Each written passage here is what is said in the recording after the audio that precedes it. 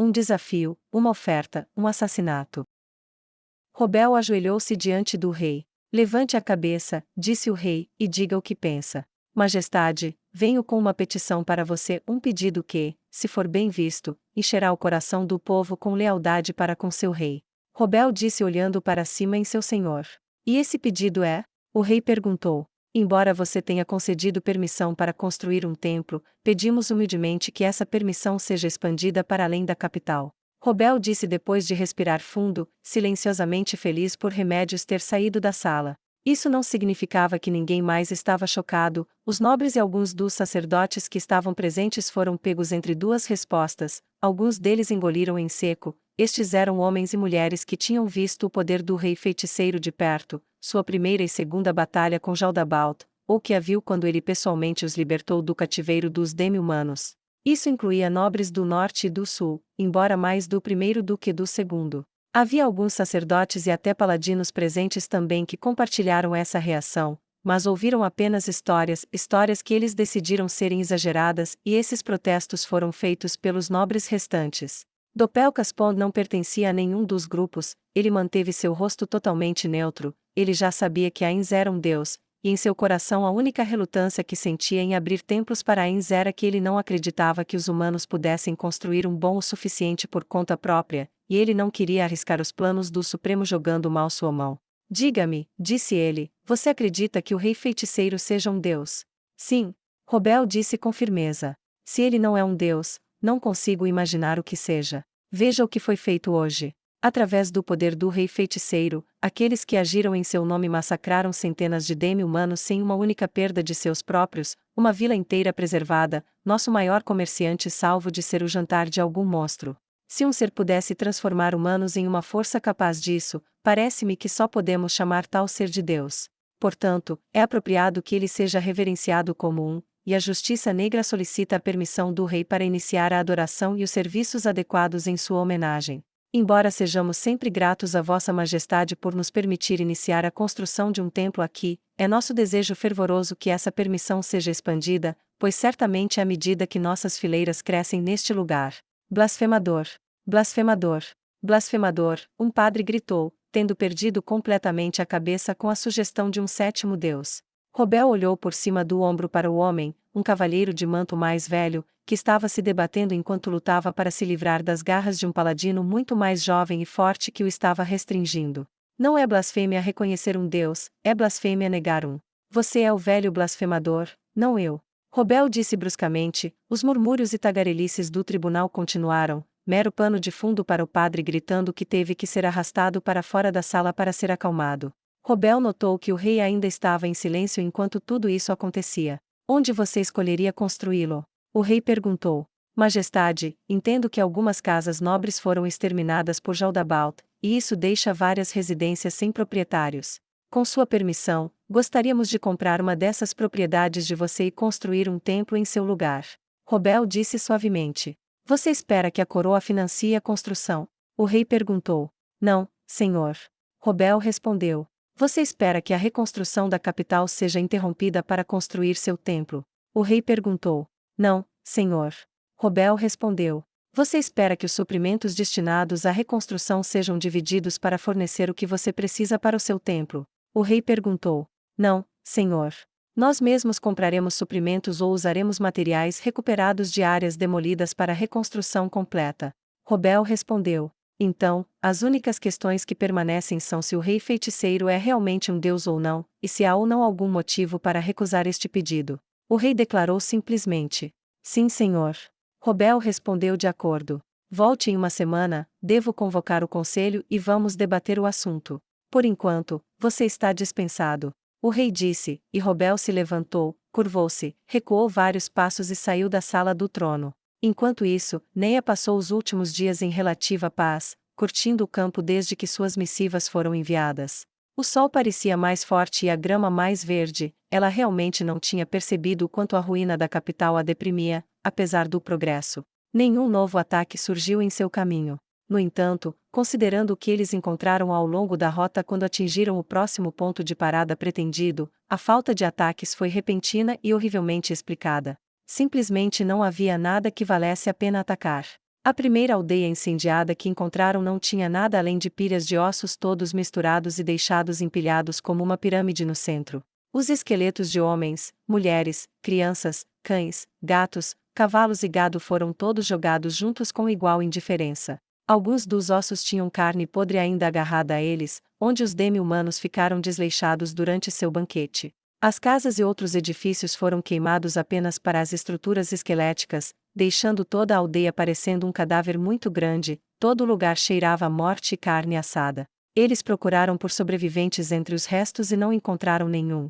Eles pararam para dar aos mortos um enterro adequado, mas ninguém queria ficar ali por muito tempo. As próximas 3 aldeias que encontraram eram praticamente as mesmas. Em uma delas encontraram algumas crianças pequenas que morreram de inanição, escondidas por seus pais antes que os adultos fossem vítimas dos demi-humanos. Ninguém sobreviveu para voltar para eles, então eles pereceram lentamente por falta de alguém para cuidar deles. Cada aldeia que eles encontravam exigia tempo para fazer uma pausa e ver os mortos, e em cada aldeia Neia reservou um tempo para escrever um relatório do que seu povo encontrou e enviar o que ela havia escrito de volta para a capital. Embora ela não pudesse saber na época, à medida que esses relatórios voltavam para casa, eles foram amplamente divulgados pela cidade e todos os tipos de histórias começaram a surgir na imaginação popular. Os bardos que cantavam e contavam histórias nas tabernas ganhavam dinheiro espalhando as que ouviam, ou inventando todas as novas sobre o Papa e sua centena. Até mesmo o guerreiro que a desafiou viu sua própria reputação crescer ao longo da história como resultado, já que toda história precisa de uma batalha climática contra um grande inimigo. O que Neia notou foi que os guardas pessoais de Tillamook se tornaram participantes regulares de seus sermões noturnos, e vários tentaram se converter às suas crenças. Muitos começaram a treinar à noite sob a tutela de alguns de seus melhores lutadores. Depois de um desses sermões, Tillamook a convidou para jantar com ele. Ela ficou curiosa por ele não a ter instruído a se juntar a ele para jantar, mas simplesmente pedido por ela, mas ela não se opôs ao pedido. Então ela foi, e quando eles se sentaram um de frente para o outro enquanto um dos criados preparava a refeição, Tillamook quebrou o gelo. Você causou uma boa impressão em meu povo. Ele disse simplesmente, e servindo uma taça de vinho, ele ofereceu a ela. Neia assentiu e aceitou, enquanto ele servia um dos seus. Quando cada um estava segurando um, ele ergueu o copo e disse, a vida. Ao que ela respondeu, a força da justiça. E eles beberam. Tillamook reenchia seus copos assim que ficavam vazios. Eu estou supondo que você favorece a impressão que eu causei então, quando você me pediu para acompanhá-lo esta noite, disse Neia. Tillamook assentiu, sim. Meus homens são bons, indiscutivelmente os melhores disponíveis entre os mercenários comuns que ainda restam no reino sagrado, mas você levou seus próprios homens a um nível totalmente diferente. Mas também ouvi você falar de força com muita frequência, eu ouvi seus. Ele tossiu levemente, sermões, sobre o rei feiticeiro e sua representação para você como Deus da justiça. Ele começou. Sim? Existe algo que você não tem certeza sobre tudo isso? Neia perguntou. Bem, é por isso que vocês não trabalham como mercenários, apesar do melhor salário que poderia ser obtido com isso, perguntou Tillamook. Neia bebeu seu vinho e pensou, entendo, ele está de olho no recrutamento. Quando ela engoliu, ela estendeu o copo para ser recarregado e, quando ele o fez, ela respondeu, não posso falar por todo o meu povo, mas essa é uma razão para mim, como o rei feiticeiro uma vez me disse, ninguém pode ter 2 senhores e servir bem a ambos, deve amar um e odiar o outro, ou odiar um e amar o outro. Mas uma pessoa não pode se entregar inteiramente a 2 corações e 2 mentes e 2 objetivos. Dedicado à vontade do grande Deus da justiça, Ainz ou Algon. Qualquer trabalho que eu faça serve a esse propósito agora. Ela disse. E se eu me oferecer para contratá-lo para treinar o resto da minha guarda doméstica quando voltarmos? Ele perguntou. Então eu só posso aceitar se servir a causa do meu mestre, ele confia em mim. Ela corou com a memória do pedido de desculpas de Ainz para ela, e a alegria de saber de sua confiança, para servir bem aos seus interesses, então eu tenho latitude a esse respeito. O rei feiticeiro se dedica ao comércio. Ele disse. Ele tem, disse ela. E daí? Você também deseja espalhar sua mensagem? Ele disse. Sim, disse ela. E daí? Ela repetiu. Seria mais fácil para você espalhar sua mensagem, se seu povo tivesse os meios para viajar muito, não é? Perguntou Tillamook. Seria, disse ela. Se sua religião crescer, você planeja eliminar ou promover o comércio? Ele perguntou. Promover. Ela disse. O rei feiticeiro disse que a força vem em muitas formas, na mente e no corpo, e desde que a força seja alcançada com justiça, está certo em seus olhos que as pessoas a tenham. Comerciantes honestos estão prosperando em Irrantel. Você pode nunca ter levantado uma lâmina, mas é um homem com força para moldar o mundo para melhor e, pelo que vejo, você o fez, dando preços justos a pessoas que você poderia ter extorquido e permitindo que os devedores pagassem suas dívidas sem juros, em vez de puni-los por sua pobreza. Ele abaixou a cabeça, aceitando o elogio. Esta caravana não é a minha única, geralmente tenho caravanas se movendo por todo o reino sagrado e além. Pagarei pelos serviços de seu povo como guardas, então eles podem evangelizar e espalhar sua mensagem por toda parte. Isso seria muito importante para sua vantagem. Tudo o que peço em troca é sua segurança, o favor de mencionar meu nome como um comerciante confiável e capaz para o rei feiticeiro quando você o encontrar novamente, e também, mais uma coisa. Ele disse, deixando o pedido não dito pairar no ar por um momento. Sim? Ela perguntou com alguma suspeita em sua voz sobre o acordo consideravelmente benéfico. Conte-me mais sobre o rei feiticeiro e sobre sua justiça. Ele disse, e um sorriso iluminou o rosto de Neia no fogo, quando o servo começou a servir o ensopado em tigelas para os dois. Eles conversaram noite adentro, até que a necessidade de dormir os dominou, e eles foram para seus respectivos lugares de descanso. O dia seguinte começou rápido, com o acampamento sendo desfeito e as pessoas da caravana seguindo em direção a uma aldeia. Eles ouviram a aldeia antes de vê-la, porque estava suportando o que parecia ser um motim. Neia parou a caravana, ordenou que a segurança fosse estabelecida e convocou seus batedores. Eles cavalgaram juntos o mais rápido que puderam para descobrir o que era o tumulto. A causa do distúrbio logo ficou bem clara. Um homem foi amarrado a uma estaca no centro da aldeia. Ele estava nu, machucado e espancado. Seu rosto estava cortado, sua mandíbula estava quebrada e ele estava sem dentes, alguns dos quais estavam espalhados entre as rochas que caíram ao seu redor. Apesar de seu grave ferimento no rosto, ele ainda estava se soltando com um gemido de agonia e muito mutilado pedidos de misericórdia junto com gritos de sua inocência. A multidão estava tão completamente em sua sede de sangue que se eles notassem seus gritos, eles não se importariam, e eles não notaram Neia ou seus acompanhantes. Ela gesticulou para que seus batedores ficassem para trás e avançou. Ainda assim, ninguém notou a visão assustadora atrás deles até que o cavalo de Neia começou a chamar a atenção das pessoas, empurrando-os para fora do caminho, provocando gritos repentinos de surpresa, raiva e medo quando ela chegou à frente e ficou entre a multidão e o homem meio morto. Assustada com o súbito aparecimento do inesperado, a multidão de camponeses não teve coragem de atirar outra pedra, e os que estavam prontos para fazê-lo baixaram lentamente as mãos. Qual o significado disso? Neia gritou ferozmente. Os cavalos de seus batedores se agitaram e o barulho levou a multidão a olhar para a entrada da aldeia. Com os batedores na frente e atrás, Neia tirou a viseira e revelou seus olhos ameaçadores para a multidão. Eu disse, qual é o significado disso? Quem está no comando aqui? Tragam seu prefeito. A multidão se separou em torno de um homem, mostrando uma figura de meia-idade em roupas comuns, ainda segurando uma pedra. Seus olhos estavam arregalados com a visão inesperada à sua frente e quando os olhos de Neia caíram em sua mão, ele soltou seu aperto e deixou cair a pedra. Eu sou Neia Baraja, e você vai me responder. Ela estalou, lembrando-se da maneira como o rei feiticeiro falava ao dar ordens e imitando-o com o melhor de sua habilidade agora considerável. Isso levou o prefeito a pular um pouco com a surpreendente revelação de quem ela era. Seu nome agora era bem conhecido entre os plebeus, o que não era surpreendente. Como a escudeira pessoal e única do rei feiticeiro e a suposta assassina do grande rei Buzar, seu nome estava crescendo em fama. Quando o som de fofocas suaves veio da multidão, o agora muito nervoso prefeito respondeu: este homem, ele gesticulou para a figura ferida, é um assassino. Ele veio para nossa aldeia há alguns dias como um andarilho sem terra, ele pediu para ficar e trabalhar, e nós estávamos dispostos a deixá-lo. A agricultura sempre precisa de mãos extras e tudo mais, mas então ele assassinou a Ri, invadiu, roubou algumas de suas coisas e tentou escapar. Nós o alcançamos. Na estrada esta manhã, encontramos as coisas de areia em sua mochila, e agora estamos levando-o à justiça, enviando-o aos deuses. O prefeito disse, a Ri não era meu melhor amigo nem nada, mas fazia parte da aldeia, e não podemos deixar que as pessoas saiam matando os nossos, não é?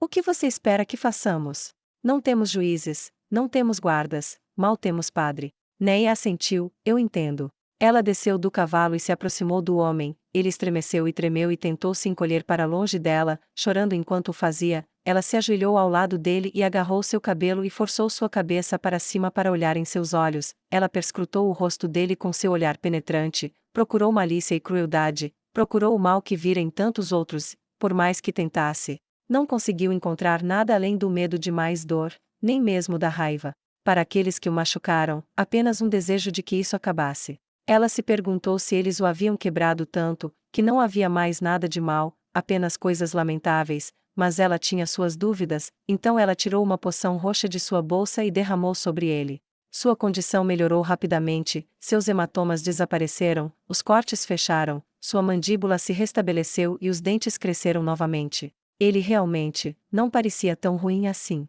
Ela agarrou a cabeça dele novamente e o forçou a olhar em seus olhos, mesmo quando a multidão gritou de choque e raiva. Por que você o curou? Por que você o curou? Ele matou meu Harry. Ele matou meu Harry. Ele merece morrer. Uma jovem que era obviamente a viúva de Harry gritou. Quieta. Neia disparou. Se ele é culpado, então tudo isso significa que você pode machucá-lo muito mais, tudo de novo, antes que ele finalmente morra. Isso pareceu acalmar a mulher, que assumiu um sorriso predatório. Qual o seu nome? Neia perguntou. Tixin. Ele disse suavemente, enquanto tentava se mover para não ver o olhar da viúva. Você fez isso? Neia perguntou ao homem amarrado, nu e indefeso. Não. Ele disse, soluçando como se quisesse dizer isso por horas. Juro que não matei ninguém, recebi meu pagamento e fui embora, juro que não estava correndo, só estava seguindo em frente para chegar à capital. Quando Neia olhou para ele, ela não conseguiu encontrar nenhum indício de maldade em seu olhar quando ele fixou os olhos nela e disse, eu juro, por quaisquer que sejam os deuses em que você acredita, eu não machuquei ninguém. Neia olhou por cima do ombro para o prefeito, a que distância da estrada você o alcançou? Ela perguntou. Não sei exatamente a que distância, mas o alcançamos em cerca de 15 minutos. Disse o prefeito. A cavalo? Neia perguntou. Não, a pé. O prefeito respondeu. Ele estava na estrada. Neia perguntou. Sim. O prefeito respondeu, estreitando os olhos. Estranho, você não acha? Ela perguntou. O que? Perguntou o prefeito. Bem, ele mata um homem em sua própria casa na noite anterior, não rouba um cavalo e vai embora, em vez disso, ele apenas empacota algumas bugigangas no valor de algumas moedas, espera até de manhã e sai na estrada, andando embora como se ele não tivesse feito absolutamente nada. É isso que você faria se tivesse acabado de matar um homem? Neia perguntou. Bem não, disse o prefeito. Onde Harry foi morto? Neia perguntou. Ele estava em sua casa, na cama, obviamente morreu enquanto ainda dormia. Disse o prefeito. Onde você estava? Neia perguntou à viúva de Harry. Eu estava com meus pais, ambos estavam muito doentes, então eu estava cuidando deles. Neia pensou cuidadosamente. Ela olhou para seus batedores. Preciso que 9 de vocês voltem, digam à caravana que está tudo bem, mas esperem algumas horas antes de se aproximarem. Enquanto dava as ordens, ela movia o dedo indicador em um círculo, silenciosamente dando-lhes uma instrução mais secreta. Então, por que matá-lo? Teria sido muito mais fácil pegar algumas coisas e sair sem ninguém saber, e é muito mais provável que você perceba um cadáver do que alguns itens perdidos. Diga-me, todos sabiam onde Tixin estava dormindo? Neia perguntou. Sim, disse o prefeito. Ele foi autorizado a dormir no armazém. Eu vejo. Neia disse, Harry já foi enterrado. Preciso ver o corpo. Não, ele deve ser enterrado depois que matarmos esse assassino. Disse o prefeito. Leve-me até lá, você e a viúva dele. Neia disse, e para garantirem um movimento rápido ela puxou seu arco, uma flecha, e atirou no poste com força aumentada por suas artes marciais e atingiu o local alguns centímetros acima de onde Harry estava preso. A flecha afundou na madeira e saiu do outro lado, atraindo um silêncio abafado da multidão. Ninguém vai a lugar nenhum até eu voltar, qualquer um que eu tenha que perseguir, espero que sejam mais rápidos do que aquela flecha. Ela disse, e o prefeito mais infeliz caminhou ao lado da viúva mais infeliz, levando-a a um pequeno altar, onde estava deitado o corpo de um jovem. Ele devia ser bonito quando estava vivo, ainda era, mais ou menos, no sentido de que você podia ver que sua mandíbula era forte e seu corpo era bem musculoso. Havia, no entanto, um buraco em sua cabeça. Neia olhou para ele e pensou nas várias maneiras pelas quais as pessoas poderiam morrer, uma área que ela tinha muita experiência em observar. Não era um ferimento de faca, ou uma massa, ou uma flecha, nenhuma arma que ela conhecesse poderia fazer isso, a forma como o buraco se curvava era estranha. Ela começou a pensar nas várias coisas que poderiam matar um homem que pessoas comuns usavam para coisas comuns. Tixin tem uma faca? Ela perguntou. Ele tem. O prefeito respondeu. Então por que ele não usou? Neia perguntou. Se ele pretendia matar esse homem quando invadiu sua casa, por que não usar isso? Por que usar, o que quer que tenha feito isso? O prefeito não respondeu, nem a viúva. Neia olhou para a mulher. Mostre-me a casa de Arri. Prefeito, venha comigo também. A mulher passou de furiosa e vingativa a muito confusa, mas ela obedeceu e concordou em liderar Neia, e logo eles estavam dentro de uma pequena cabana. Diga-me, você sabe onde ele guardou as coisas que foram levadas? Ela assentiu. Ele guardava o colar de sua mãe em uma caixa debaixo da cama e guardava a estatueta de prata de seu pai em um pequeno armário que podia trancar. E ele manteve trancado? Neia perguntou. Ela assentiu. E a chave? Ela perguntou à viúva novamente. Foi guardada na gaveta de baixo com as camisas dele. Por quê? A viúva respondeu. Abra cada uma das gavetas. Disse Neia. A viúva olhou para ela 2 vezes confusa, mas depois obedeceu. As 2 gavetas de cima estavam organizadas, apenas a gaveta de baixo tinha materiais espalhados como se estivessem sido remexidas. O assassino sabia o que procurar. Ele sabia onde encontrar, sabia como chegar lá e sabia que não seria interrompido. Isso soa estranho para você, disse Neia. Tanto a viúva quanto o prefeito empalideceram enquanto suas cabeças balançavam. Então deixe-me ver se entendi direito. O andarilho aparece na cidade, faz um trabalho honesto por alguns dias, então no meio da noite, ele vai para a casa de Arri desarmado, ele encontra Arri dormindo, ele o mata com algo que era grande e pesado e tinha uma ponta curva, ele vai até a gaveta certa, pega a chave, abre o armário no escuro e vai direto para debaixo da cama e em nenhum outro lugar para encontrar a única outra coisa de valor, e então ele sai. Ele então espera a noite toda até de manhã, pega o café da manhã e o pagamento por seu trabalho anterior, e sai na estrada sem nenhum meio de fuga, tendo levado consigo as evidências exatas necessárias para mostrar que ele é o ladrão, e guarda as evidências em sua mochila para você encontrar quando o alcançar. Tudo isso soa como algo que alguém, mesmo um idiota, faria. Neia perguntou. Não, não, suponho que não. Disse o prefeito. Mas ele tinha as coisas de Arri, a viúva respondeu. Como isso aconteceu? Eu acho que o assassino não veio aqui para roubar, ele veio para matar Arri. Ele entrou com a arma do crime, matou Arri e pegou os objetos que ele sabia que seriam reconhecidos, e ele sabia onde essas coisas estavam porque ele já os tinha visto antes. Arri conhecia seu assassino, o assassino então colocou aqueles objetos no pacote de Tixin sabendo que eles resultariam em todos vocês concluindo que ele cometeu o crime. O assassino é alguém nesta aldeia. A questão é, quem iria querer Arri morto? Neia perguntou. O prefeito e a viúva olharam para baixo, depois de um longo momento, a viúva falou, Arri não era um homem mau, mas ele não era popular. Disse o prefeito. Alguém tem algum motivo especial para odiá-lo? Neia perguntou. O padre o acusou de blasfêmia e heresia por Arri ter dito a ele para trabalhar no campo com todos os outros. Chamou-o de bêbado preguiçoso, disse sua viúva. O padre gosta de vinho, mas quem não gosta? Disse o prefeito. O padeiro acusou Arri de flertar com sua esposa. O prefeito continuou. O que não é verdade, a viúva estalou. Arri era um bom marido, embora um pouco falador. O ferreiro disse que Arri lhe devia dinheiro por consertar seu alvião, e Arri disse que não pagaria por um trabalho de merda. A viúva respondeu, e foi um trabalho de merda. O prefeito acrescentou, mas apenas porque Arri estava com muita pressa para pegar ele de volta. Seus olhos se arregalaram, mostre-me seu alvião. Ela disse. A viúva foi até a porta da frente e a fechou, e atrás dela havia um alvião em péssimo estado, a cabeça com a ponta curva estava em um estado muito instável. Neia estendeu a mão e a viúva trouxe o alvião para ela e a entregou. Esta é a arma do crime. Neia disse enquanto levantava a cabeça e acariciava a ponta para traçar a curva, lembrando a forma do buraco na cabeça de Arri. Mas não exatamente este. Tixin tem uma própria. Isso gerou respostas negativas. Todo mundo tem um? Neia perguntou. Sim. Ambos responderam em uníssono. Eles são mantidos trancados. Ela perguntou. Sim, respondeu a viúva, pelo menos em nossas casas, por toda a segurança que deu a Arri. É hora de resolver o assassinato. Disse Neia. Eles foram com ela com grande curiosidade, e Neia ficou ao lado de Tixin enquanto o prefeito e a viúva se misturavam à multidão novamente e começaram a sussurrar entre as pessoas sobre a estranha série de perguntas que eles haviam enfrentado.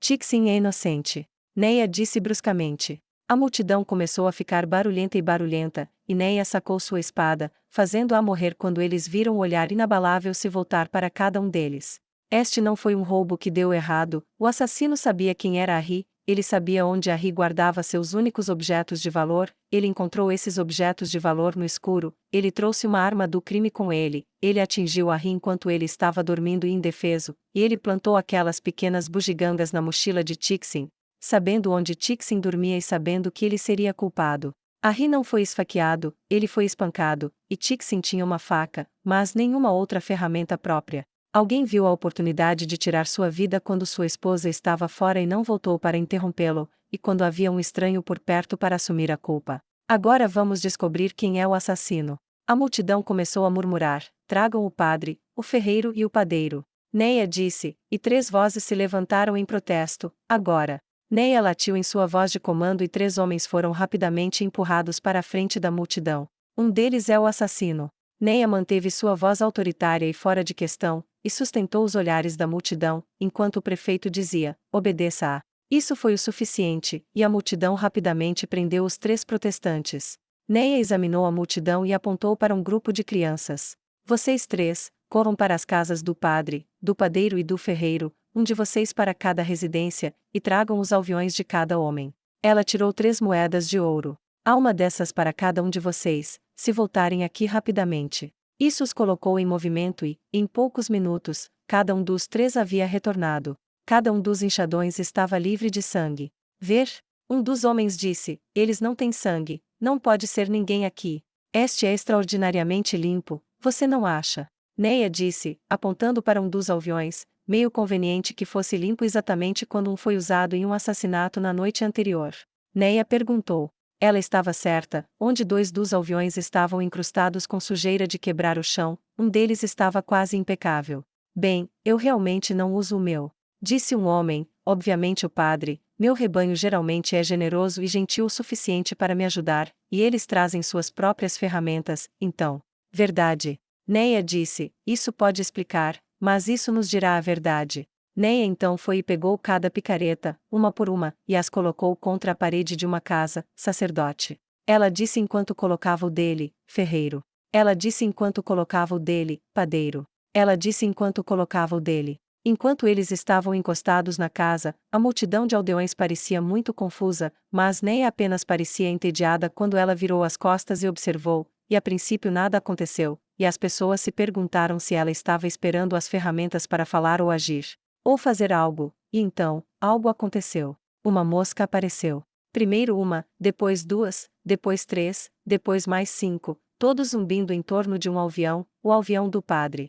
Você pode ter lavado o sangue de sua arma do crime para que não pudéssemos ver, Neia disse friamente, mas como qualquer soldado pode dizer a você, moscas amam sangue, e elas se reunirão onde cair, mesmo se nós não podermos vê-lo, elas sabem que está lá, especialmente quando está relativamente fresco e não foi completamente removido. E, infelizmente para você, isso não pode ser feito apenas despejando um balde de água sobre ele ou o que quer que você tenha feito, você tem que fazer um trabalho minucioso e enganar sua capacidade de cheirar, não apenas nossa capacidade de ver.